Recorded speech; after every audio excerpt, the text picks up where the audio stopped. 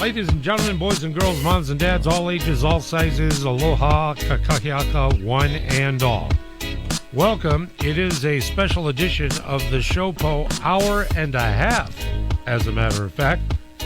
And I want to thank our gentlemen in studio for taking the time. Monday we were off, and as a matter of fact, we're going to be off for the next couple of Mondays. We're going to have a schedule to make sure that we bring the SHOPO Hour to you. That's the import of this program. I want to welcome the boys in studio. We'll start with Brother Bobby. Aloha and a good morning. Aloha, Rick. Good morning. Another week, another hour, another discussion. Love to be here. It's been ages. It has. Yeah, I think it's at least a couple of weeks or so. Yeah? Yeah. Have we been gone? And there's nothing in the news, so, I mean, we're going to be fine. No, not really. Why don't we just talk about sports for the next hour? Done. Done. The Live Tour should live on. Anyway, Bobby, president of SHOPO, and many, many years on the job. Yes, president of SHOPO, a little over 20 years in the union, and this year make 22 years in the department, and I'm assigned to the traffic division as a lieutenant. Gotcha. Thanks again, as always. Thanks so much. He is. I'm afraid. There he. I have fear. Too. No, it's okay. I moved Mark a couple feet away from me, so we're good. Okay. Good morning, Brother Rick. Good morning, Good morning, boys. Steve Keogh, SHOPO Vice President. I've been involved with the union in various capacities since 2013. I work with Honolulu PD. I've got 15 years of service with the agency. I currently am a patrol sergeant in urban Honolulu, which makes up the neighborhoods of Chinatown, Kaka'ako, Ala Moana, and the Mountain. I'm happy and grateful to be here, Rick, with you and the listeners. Thank you so very, very, very much. And Brother Mark, aloha to you. Good morning. Good morning, Rick. Morning. Bobby, Steve. Mark Riccio, retired HPD Major, 31 years of service, last command Waikiki. And that's what brings us all together. Three gentlemen to give us the perspective that we should know from the viewpoint and representation of the membership, our men and women who wear the blue. And let's start right off the top, if you don't mind. Newly installed Chief of Police. There has not been a swirl surrounding the appointment, the installation of a police chief. I'm going to keep the previous iterations off to the side, concentrate on Chief Joe. I'd like to get your take on what's reported, what we should know, if anything that's non-reported. What should we know about this story? And Bobby, I'll start with you. So with the swearing in with the new chief, we truly believe that himself and his two deputies were not trying to keep it, secret from the public and the media. We truly believe that it was really, you can put this on the public relations department, the people that are over there employed by the department.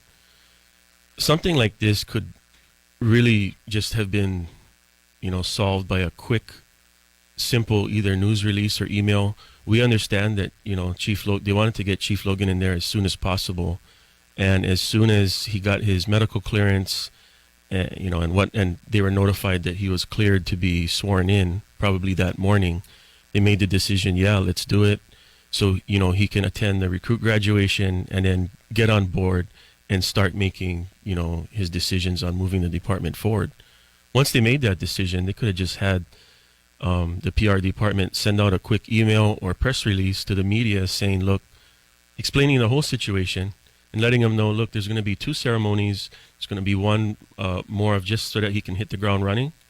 And then we'll invite you folks for the second ceremony, which will be on this date and time, this location, done.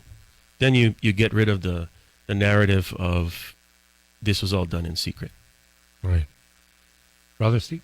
Yeah, I think it was well-intentioned because obviously we want to get this trio of police executives sworn in, let them get to work, and let them attack the mountain of things that, Honolulu PD needs. The only thing is, when you put yourselves in the position of people that live in the community, and let's say, for example, you're going on your Instagram or whatnot, and you see these three gentlemen in their new capacities, I think everybody had a moment of, wait a minute, they just got sworn in. So I'm with Bobby, not to beat up on people too much, but it's such a big deal. I think there could have been more communication, one with the media, two with the community. Hey, gang, this is what's happening. We're going to do a kind of a private swearing in for official purposes. So, Chief Joe can hit the ground running with his team, but we're going to have something formal for the public to celebrate and everybody can come out. I think that those that handle media within Honolulu PD probably didn't see it the way they should. Could have done that absolutely better, without question. Yeah. Understand. Very much so. Thank you, brother. And Brother Mark. Yeah, I'll agree with these two guys to my left as far as the way the department put it out there, right? Their media. They could have, the PIO could have handled it better, right? However, I really got a big problem with the news, with this, especially HNN Lynn Kawano. Okay, let me give you the two news stations that covered this. First of all, Kawano. Despite promises of transparency, HPD's new chief sworn in secretly, right? Okay. So KITV.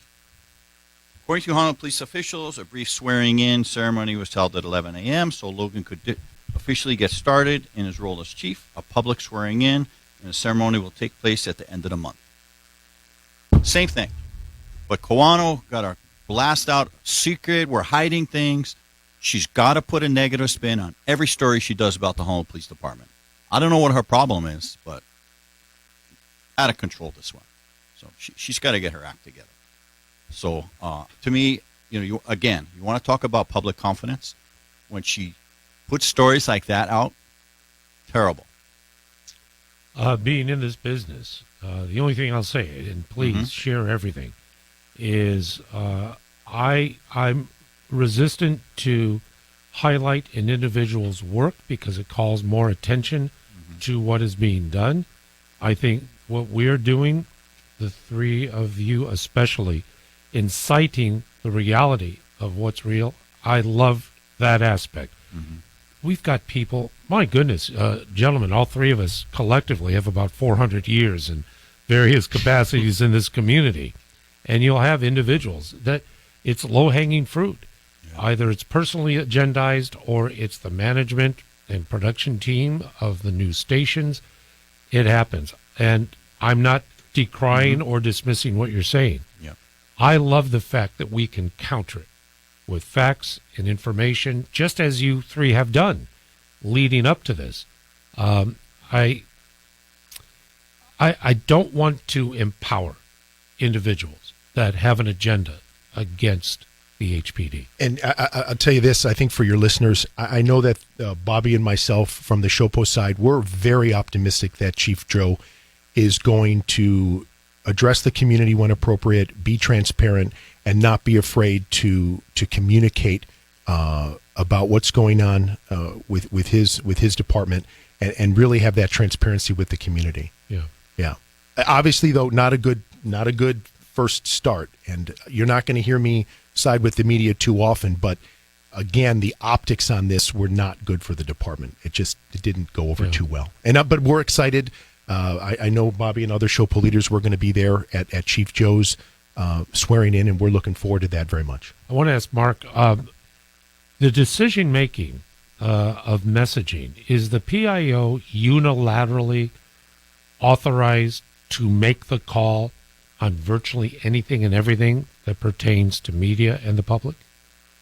I'm not sure. I mean, I'm sure the PIO, PIO has a big influence of what leaves that department. So this is my issue, even when I was there. I know both PIOs very well, but they take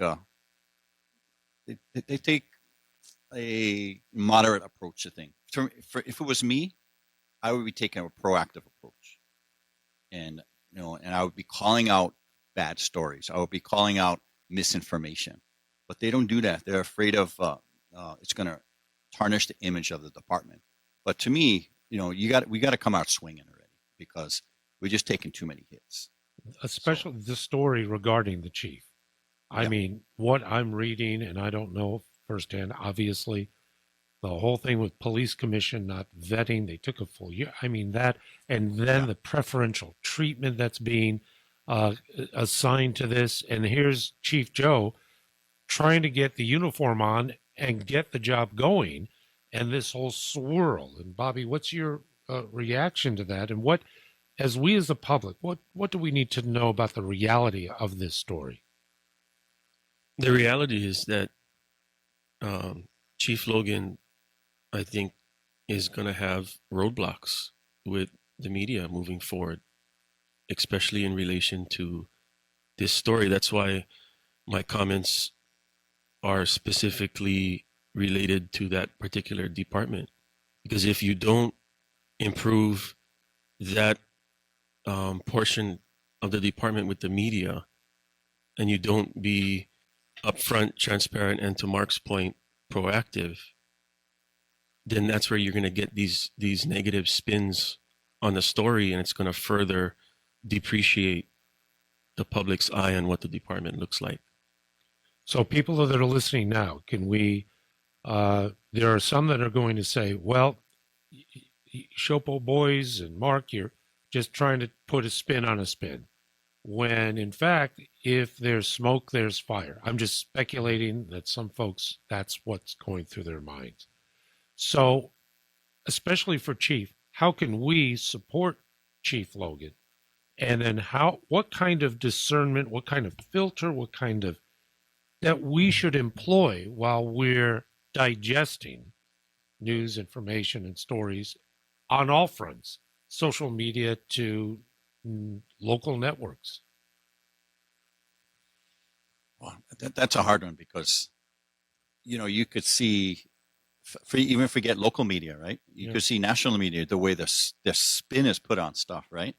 So you got to, I guess, take it from where it's coming, number one, right? And let me go back real quick to the chief swearing in recently, right? The media has no idea the daily operations of the chief. It's such a dynamic job. And I could see where they wanted to get him sworn in because he's probably had to, he's got to appoint deputies. He's got to appoint assistant chiefs, right? Or interview them. He's got to appoint majors, captains, besides the daily operations, right? He just had a recruit school graduate, right? Recruit class, right? So I could see them, hey, wanting to get him appointed, let's get going, right? And then that was one of the police commissioners saying, let this guy hit the ground running, right? So the media has no idea of the daily grind of a chief, right? And again, to everybody's point here is the PIO could do a better job of releasing that, right? Yeah. But the local media, they got to give this guy a break. Let him get going. Mark, I agree 1,000% with Mark. If you think about it, Chief Joe has taken some shots, whether it's the fact that, his son that's going through a tough time, the swearing in, the fact that he wasn't vetted enough. I think to your question, Rick, I think if the public can just, if the different media outlets want to put some material out regarding Chief Joe that's negative because of the family or the background check, let's evaluate Chief Joe and his team. Once he gets in there and he's making decisions and he's doing the job, let's give this police executive, our new leader, an opportunity to do the work with number 2 and number 3, and then let's go ahead, and if there's any concerns or comments, it can be raised at that time. But to judge this man based upon the actions of his middle-aged son, and understand this, gang, Honolulu police officers that work patrol have the integrity, okay, and the pride in what they do. There's been a lot of talk about, now that Chief Joe is in, maybe his son is going to be treated differently. Here's the reality, gang. If people need to go to jail, they go to jail. It doesn't matter who you are, what you look like, where you're from, what neighborhood you live in. The officers in all the counties have the integrity to do the job. And it's important. Part of the story, and I'm way behind on our break, but part of the story also included that rank and file membership was upset that the swearing in was unannounced and it was done, da da da da. I can't fathom that, but I'd like to turn to you, Bobby. What is the reality with the rank and file? Well, I think the rank and file was kept out of the loop as well. But then again, it goes back to, again, the communication where not whatever was put out, what could have been put out to the media, the commanders would then put that out to the rank and file as quickly as possible. And in today's day of age, that could have been done. And if something as simple as that could have been done, I think this whole thing would have been much different. And Rick, the rank and file cops, they want a police leader that's going to communicate with the community because it actually makes their job easier because questions are getting answered. And we believe Chief Joe is going to be able to do that. But I will tell you something about the media affairs office at Honolulu PD, whatever you want to call it. I don't think too many people would give high marks to what HPD has done the last year or so as far as communication with the public. I think that there was a lot to be desired with that.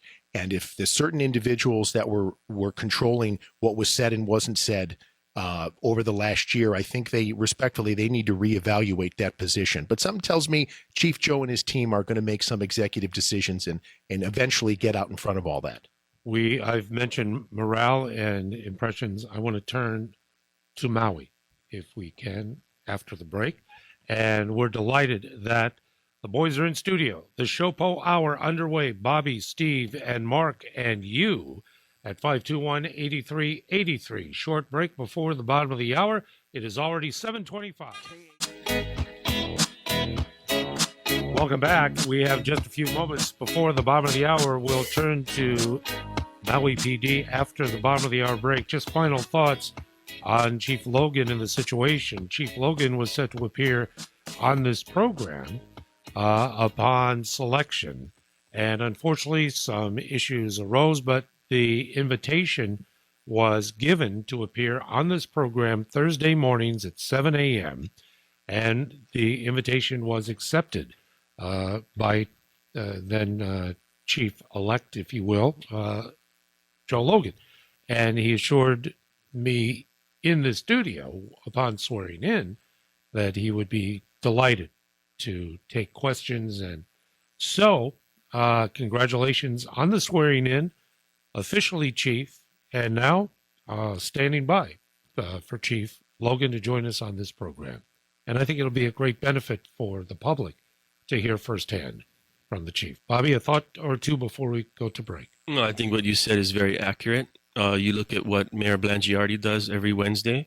Mm-hmm. You know, transparency has, it's nonstop calls, that call in and want the mayor to look at, whatever's going on in the city, and the mayor takes the calls and he gives it to his staff is listening. Yep. And they answer each and every one of them. And I think that's great. And we'd hope that Chief Logan would kind of do the same thing. It gives the public an avenue to actually talk to the chief directly, one-on-one, and give their comment or their concerns on what's going on in their particular neighborhood. And it's great to have that. We're looking forward to it. Looking forward to it indeed. Thank you very much for that. Bobby Cavaco, president of SHOPO. Steve Keogh is, of course, vice president of SHOPO.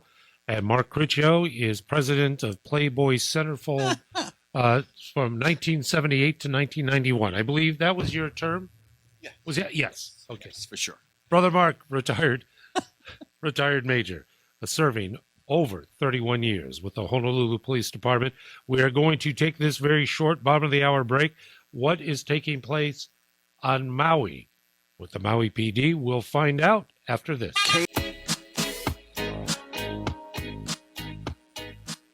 All right, welcome back. It is a special edition of the SHOPO Hour here on News Radio 830 KHVH. Our regular time preempted for the next couple of Mondays, but we will find time so we can get together with you. I want to thank Mark in Makiki very much for your patience, Mark, and you're on with the fellas, the SHOPO Hour. Good morning. Hey, good morning. Just a quick comment about the chief swearing in. It's a no-win situation because the chief did a private event. However, if he had a big party, they'd be criticizing him about having a big party and a big celebration. That's what they did when Louis K. Aloha had his big party at the hotel. It's like, oh, it's too big extravaganza and everything. And so so the chief wants to start today. He has his private ceremony, and they criticize him on that. It's truly a no-win situation with the media these days. Mark, thank you so much for taking the time and patience to come on board. I think it's an echoing of pretty much what you gentlemen have been discussing the previous half hour. Yeah. And for that, we thank you very much, Mark. Thank you indeed. Our telephone number, 521-8383, an extended edition of the SHOPO Hour. We're together with our gentlemen until 8:30 this morning. Love to hear you and your calls at 521-8383. Getting back to reports that have been published, that SHOPO has conducted a survey of the members of the Maui Police Department. Findings have been released to the public. Bobby, Steve, would you like to fill us in? So our Maui chapter chair, Nicholas Crow, had come to us saying that our Maui members from lieutenant and below we're going through some issues with the current Chief Peltier, and they wanted to do a survey of the department and the issues. So we conducted a survey, about 160 officers started from start to finish, completed the survey. That's about 60% of the department. And there was a wide array of results. The survey included going over whether or not officers are properly staffed with equipment to do the job. What did they feel about the staffing shortage and the amount of time that it takes for backup to come? It also covered the officers' perception of the police commission and how the commission treated the officers and the department, which was overall negative. About 70% of the officers that took the survey said that they had a negative impact on the commission. And then the last part of the survey touched upon the performance of the chief and a lot of issues that come up with morale. So right now it appears through the survey that morale is low at Maui PD. And we here at the union, our primary responsibility is to voice the members' concerns. So we understand that when we released this, the chief's comeback was, he said that he accepts it or whatnot, but he did make the comment that based on the Harvard business or whatever class that the executive leadership goes to Harvard, says that change takes between 5 to 7 years. Well, we don't have 5 to 7 years. Maui Police Department is reeling with shortage and morale issues. It's now to address those. And I think what hopefully the chief will understand is that, yes, it takes some time for change to come, but you need some kind of foundation to go on, like where you're at. You need some kind of barometer, like, okay, where are my rank and file? Where do we stand? Mm-hmm. So at least this that we did, it's a barometer of where we're at now, and then the chief can move on from there and try to improve it. So we're hoping that he's going to take the necessary steps to listen to his rank and file on what maybe he could do better, and he doesn't have to agree with them. Just let them speak their mind, let them get it off their chest, and that way I think he can make decisions. With them in the back of their mind. I'm grateful that we have time to talk about our neighbor islands, because we are very Honolulu-centric naturally. But it's good to know what's happening on neighbor islands as well. We had recently the KPD, Michael Contreras, the nomination for Marshal was pulled, but then a subsequent story on KPD was not dissimilar to what you're reporting regarding Maui, staffing issues that are plaguing statewide. Brother Steve, any commentary on what's taking place for KPD? If it's okay with you, Rick, I wanted to just tie in something, Sure. Bobby over on Maui. Just a couple of things for all the listeners, right? We want the Maui chief to succeed. We want his administration to do well. He's been in that role now for about 5 months, and the survey, the majority of it happened to show areas improvement. We put it out in its entirety, not as a method of embarrassment, but as a method of transparency. We didn't set up the survey in the hopes that the chief and his administration would be put in a bad light. What we're trying to do as a labor union is share with our community members on Maui that you have right now a third of the officers are thinking about leaving the department. That's powerful. That needs to get put out there. You have their recruitment. They're down about 25% officers. We are simply sharing with the community the results of a survey that we thought was important.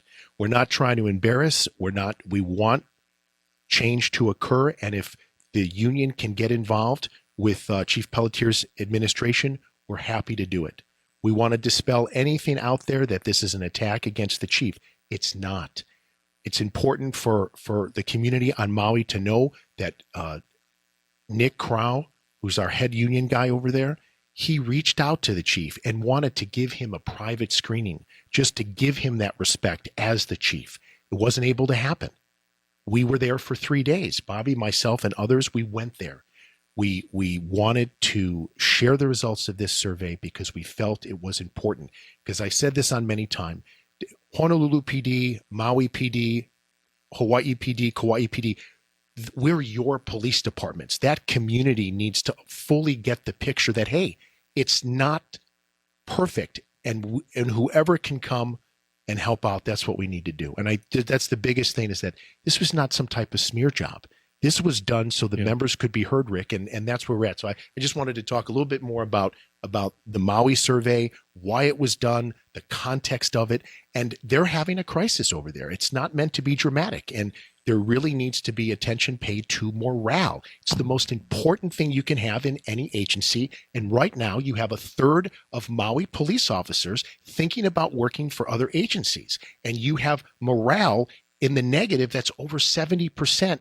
Not where it needs to be, and that the alarm bells really need to be going off.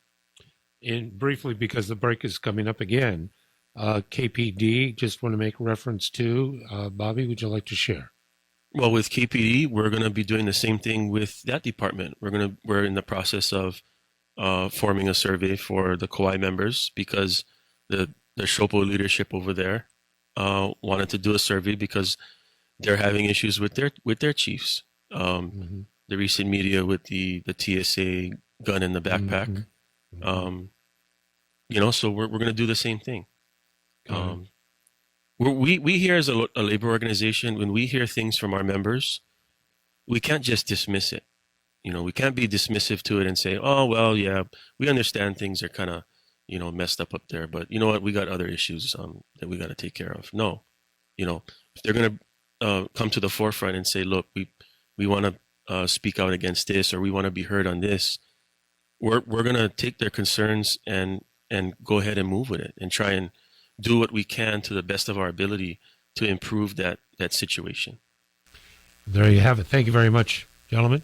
And thank you indeed for those dialed in together and even online at 521-8383. We're at 7:44 in the morning. Gents, let's take a call before the break so we can have time with Donald out in Manoa side. Donald, I thank you for your call very much. You're on the SHOPO Hour. Good morning. Good morning, guys. Good morning.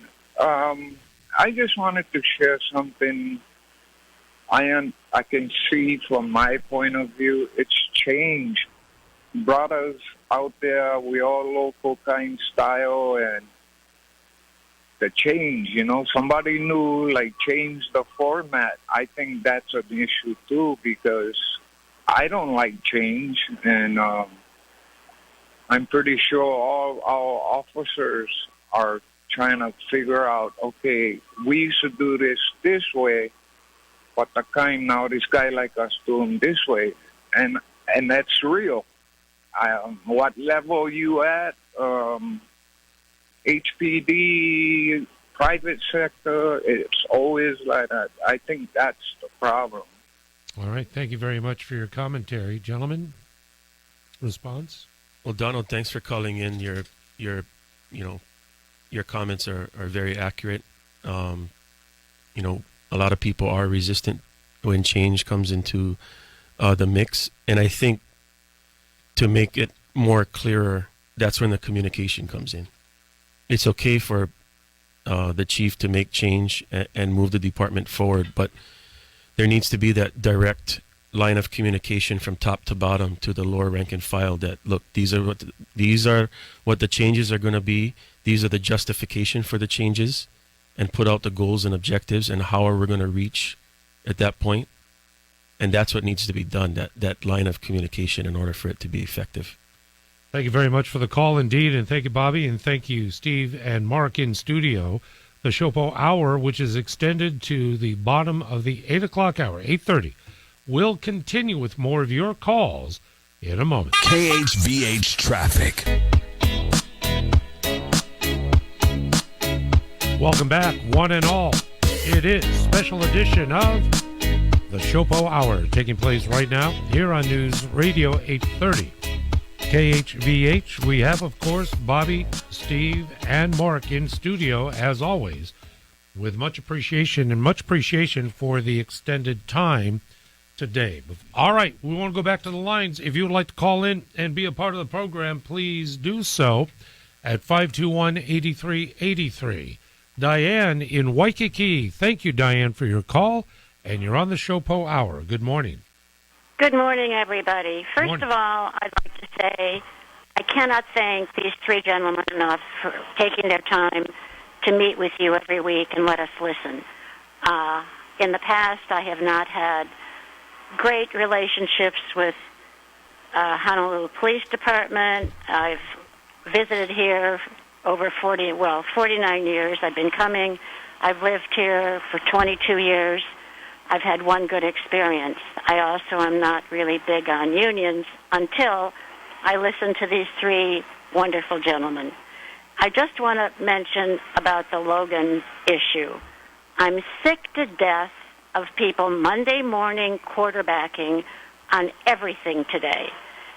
Now, what was explained the first day and then big secret and sticking him in and all that, the next day in the paper there was an article that there was a graduating class that day, all right? And they wanted Logan's exposure for the new men. What's wrong with that? Nothing.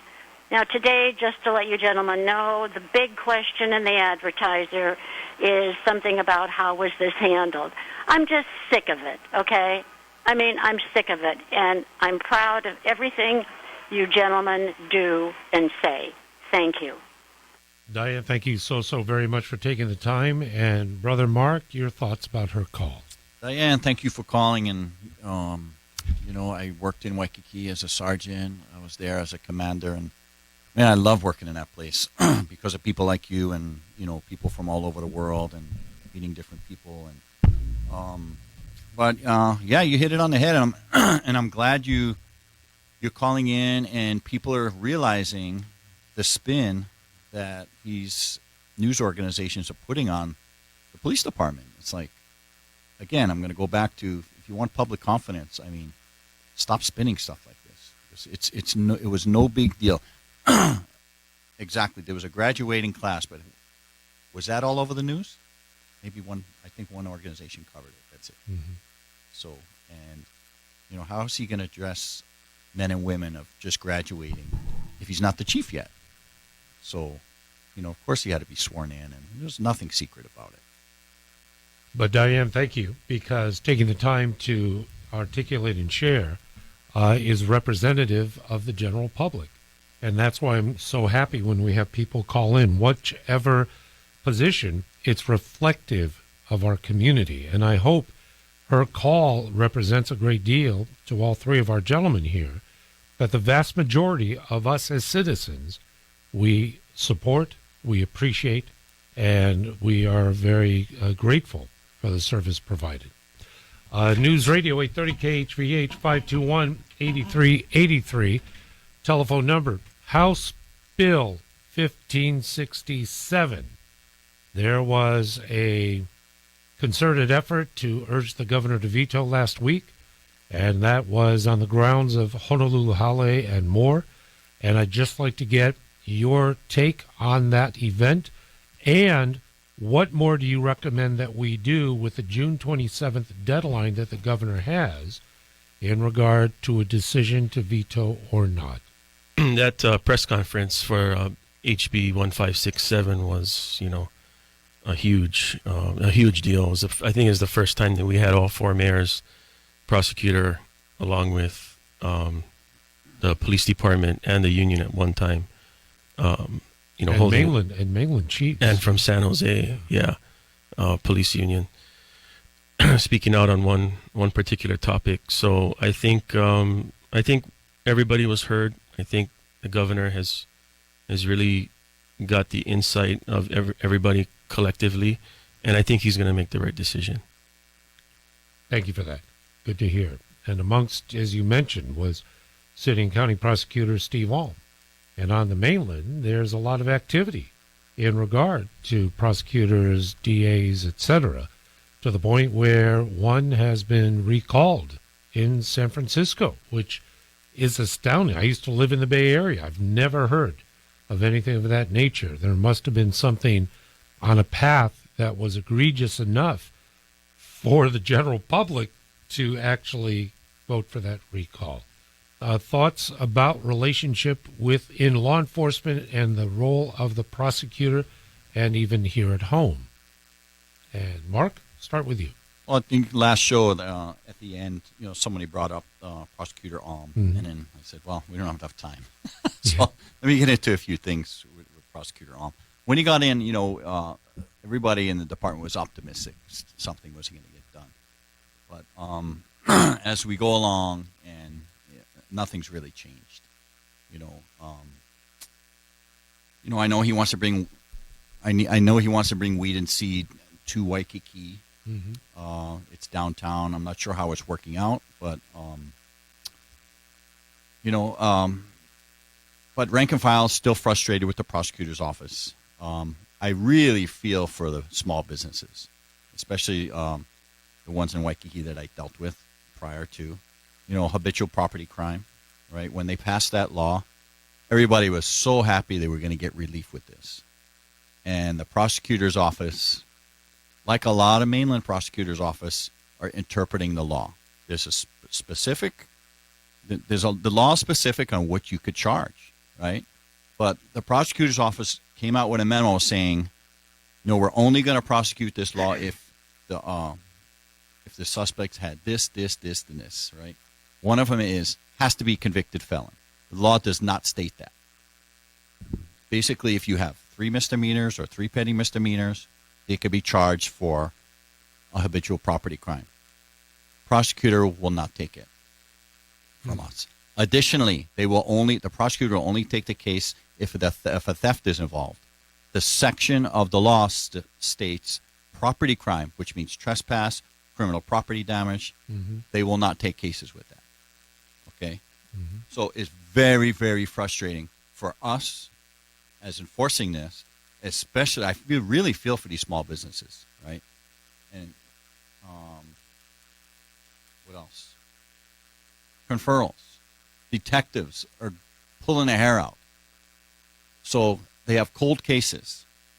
They solve the case. They want to take it to the prosecutor's office. So they have an identified suspect. And these are felony cases now. If I had a case that was done and I wanted to present it to the prosecutor's office right now with an identified suspect, they will not look at it until November.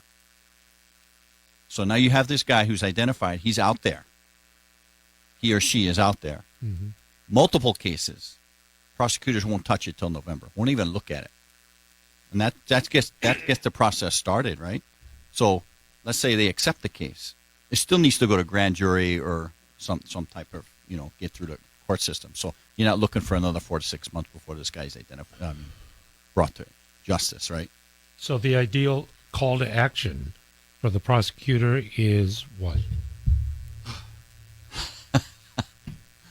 People need to call him on the carpet. Nice guy. I've met him many times. I've been to plenty meetings with him. but he turned into a politician. Stop being a politician and start being a prosecutor.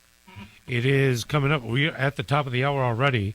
We're going to be together till 4 o'clock in the afternoon because the list is still long on the SHOPO Hour today with SHOPO President Bobby Cavaco, Vice President Steve Keogh, and, of course, retired Major Mark Critchio in our studios comprising the SHOPO Hour special edition. Hold on tight because we're going to go to the next first half hour till 8:30. If you have any questions, that's the time to give us a call at 521-8383, and I hope that you will. Hey, buddy, welcome back. It is 8:09 in the morning, and as promised, it is a special edition of the SHOPO Hour, normally heard on Mondays, but making up for good time and extending our visit today with members of SHOPO and also Mark Critchio. And I'm going to start with President Bobby Cavaco, Vice President Steve Keogh, and, of course, retired Major.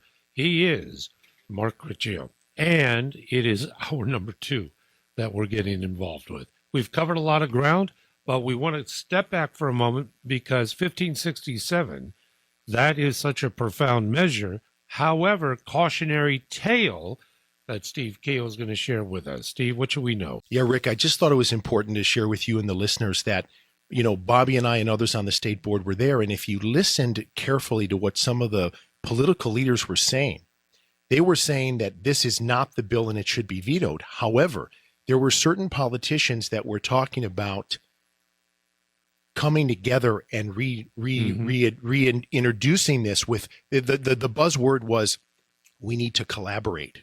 Right. We need to collaborate to make this bill right. We need to collaborate.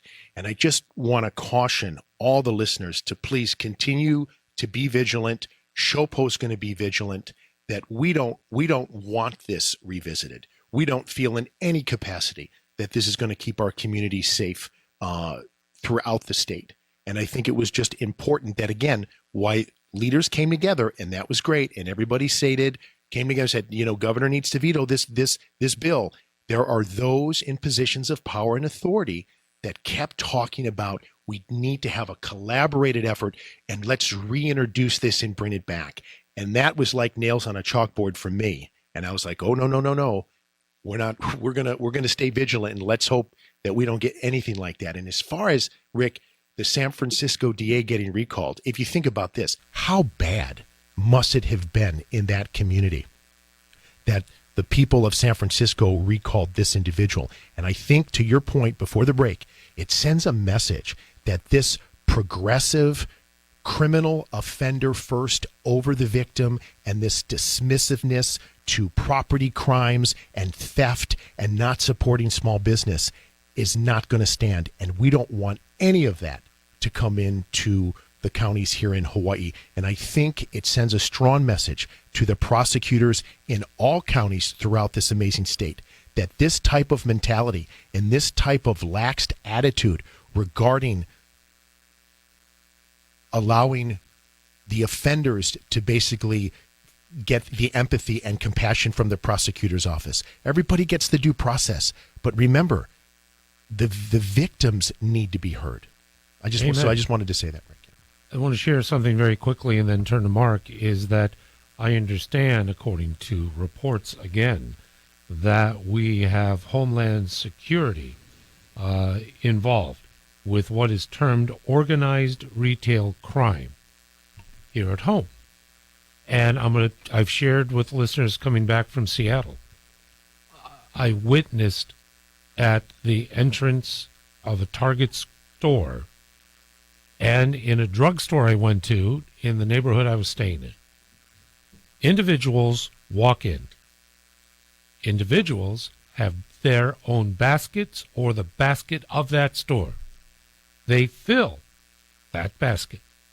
They walk right out. There's no intervention. There's no force, even verbal, anything. What the security does is they do their best to inventory what is taken. There's no nothing. And police departments aren't called because the criteria for them to respond has to do, was there a physical threat? If it wasn't, there's nothing. And Rick, you know what's dangerous about that?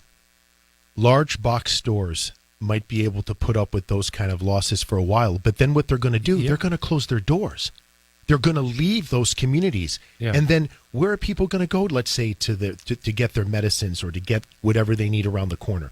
And then the mom and pop places, they can't handle those type of losses.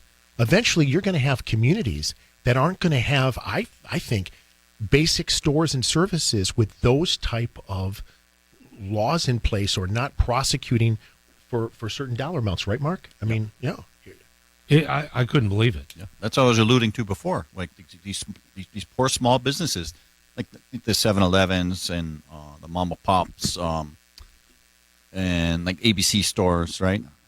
They just keep getting ripped and ripped and ripped. And it's like, and the security is told not to get combative, because they're not equipped to handle these people. And Yeah, I know. Like over on the other side, I mean, you have shop owners, store owners saying, I know I'm being surveilled. I know I'm being watched, because they'll hit when they close in between the time when contracted security comes on the job.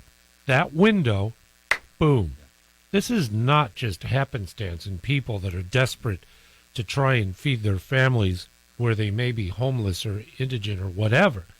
It's organized crime activity that is purposeful and it's hurtful. And it's still a case where they don't even care if security's there, because they know nothing's going to happen to them. They're going to get released, right? Oy vey. So, and then going back to House Bill 1567. Yes. Steve hit it on the head.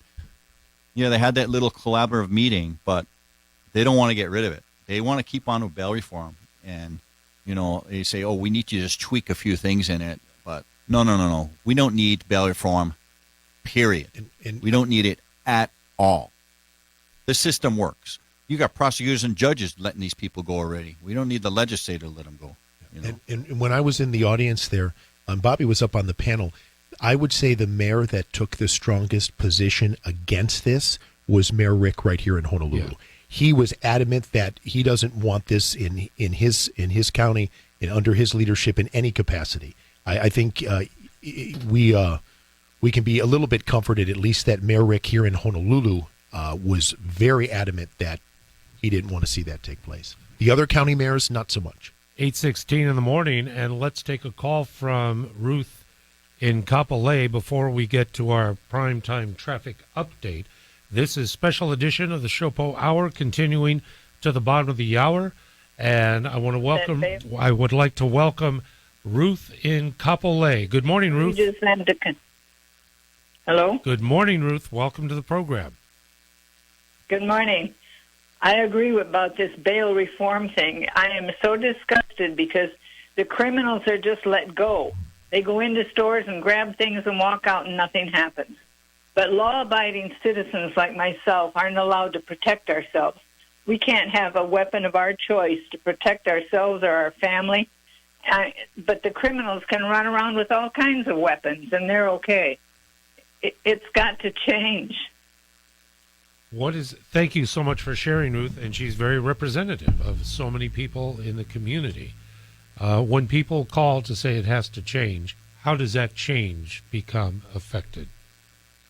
Bobby, Steve, Mark, what is the key to trying to turn this around? Wow. I mean, you got it's in a place like this is hard because you need to vote these people out. And that's hard over here, because people are just so used to the same old thing. Oh, let's vote Democrat or let's just vote for this person. You got to change your thinking. But we need people seeking our support that will affect that change and be vigilant as well. And so discern who the candidate is knocking on your door asking for your vote.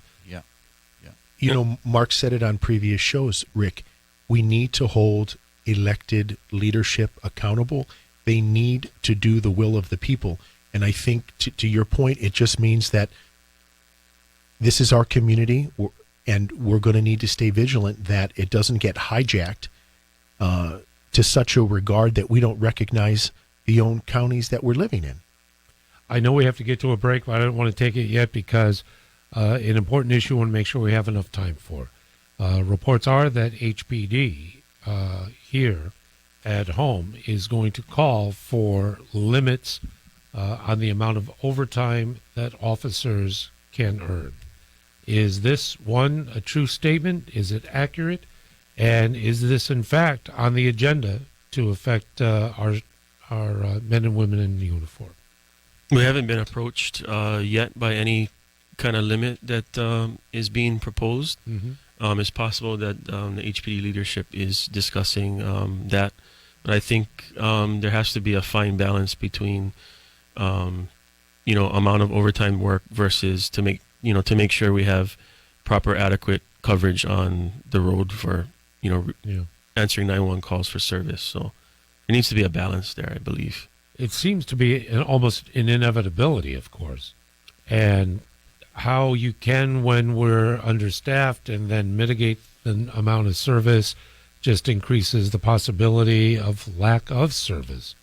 And so anyway, want to make sure that we got that out there, Steve. And Rick, if I can just add one thing, I think before we talk about, or before the administration starts to talk about limiting overtime, let's make sure that police executives have their people in the right place. Let's make sure that commanders are staffing their districts appropriately for the needs that they're identifying. I think that, again, before we say, let's just cut overtime, let's look at areas of opportunity where we can put people in positions to prevent overtime simply because maybe they were doing one assignment, now they can do another. So I think we need to look at staffing and where people are assigned. We're together with Bobby, Steve, and Mark. It is an extended edition of the SHOPO Hour. We're concluding at the bottom of the hour about 10 minutes from now. If you'd like to jump on in, thoughts, comments, questions, do so now. 521-8383. And we will return momentarily. Welcome back, everybody. It is 8:23 in the morning. Few moments remaining. Many, many thanks to Bobby, Steve, and Mark for remaining to this extended time at 8:24 a.m. Let's go to the phones and start with Stephen in Aiea. Time remaining, Scott Kaneohe. But Stephen, want to thank you very much for your call. Good morning. Good morning, gentlemen. Morning. I had I read somewhere, and I can't tell you where I met it. There was an interesting way of looking at the population as a whole as far as law enforcement is concerned. There are basically three groups, according to this theory. One is the hardcore professional criminals. The second group is sort of the middle, and the third group is the law-abiding citizens. And the third group is the middle group. These are the guys can go either way depending on what the situation is. They can either be law-abiding or they can be criminals. I suspect the first and third groups are pretty fixed. The third group is the one that's probably amorphous. I'm just curious if you buy this classification system, what you think the percentages are, and what if the governor doesn't veto the bail reform bill, what that would do to that middle group, and I'll take your answer off there. Thank you. Stephen, thank you very much for the thoughtful question. Who would like to start first? Well, we see it, the first group, like he was telling us, like the constant criminals. There's a lot, right? And they're probably responsible for, at least 75% of the crime out there, right? I mean, and repeat offenders, repeat. You see these guys, we're picking them up and they have 20, 30, 40, 50 priors, right? They keep going. They don't care. Nothing's going to happen to them, right? And to Stephen's point is, you get the ones that are on the fence and you get the bail reform, like, nothing going to happen to me. Let me give it a shot. Or if they know they're going to get hammered, maybe they'll shy away from doing it, right? Right. Simple. Right. So unreal. I thank you, Stephen, very much for the call, and we appreciate you dialed into the program. Final call for this segment. It is Scott out in Kaneohe. Scott, thank you as well. Welcome to the program. You're on with SHOPO Hour. Hello. Hey, good morning, and thank you, gentlemen, for all you do. I just had a question. A couple of weeks ago when I was reading the article in the paper about the new police chief, and then the next day or so his son got arrested, and I just thought I think he may do a great job, but I just thought that the excuse that he had no knowledge of his son being in so much trouble over these years was just kind of weak, how you would know a family member is just had 36 prior arrests or whatever it was. And I hope he does well, but it's just another little cloud of doubt, like this horrible pedophile that they got in New Mexico. But I just thought that was kind of weak to not have any idea that your son was going through so much in his life. I appreciate the call. I'm going to keep this comment as my own. There is no way, shape, or form that the invocation of a sexual predator upon children should be in any way associated with a commentary about the incoming police chief. There is absolutely no common ground. Now, for the rest of your comments, gentlemen, would you like to share? Yeah, it's a situation where it's unfortunate that the media, keeps bringing up. But like we have said before, we all have, people in our extended families that go through issues in their life, whether it's substance abuse or whatever they're dealing with. And I don't think that you can put that on the chief. And that that's the kind of stuff that should be kept with his family. I don't recall him ever saying or even reporting that he wasn't unaware. Mm-hmm. I do know one thing, that there wasn't any intervention. He did acknowledge that he is in his 30s and this is and at what point, shape, and form there is a judgment call that we make about others, about their involvement with their own family. I'd be reticent to do that. But, Steve? And Rick, this just goes to the point that when people in the community read things that are put out in print or on the TV, they're going to get a narrative that might not always be accurate. Chief Joe isn't here to defend himself, and he's got broad shoulders. I'm sure he can speak to this when he's ready. But in the conversations that Bobby and I have had with him, his son is a grown man, middle-aged man, and he doesn't have a relationship with him. He acknowledged that he was estranged, that he doesn't communicate with his son for whatever reason.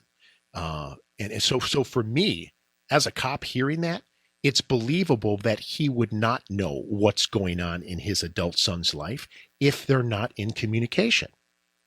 Well, not only that, I mean, the multitudinous of the arrest.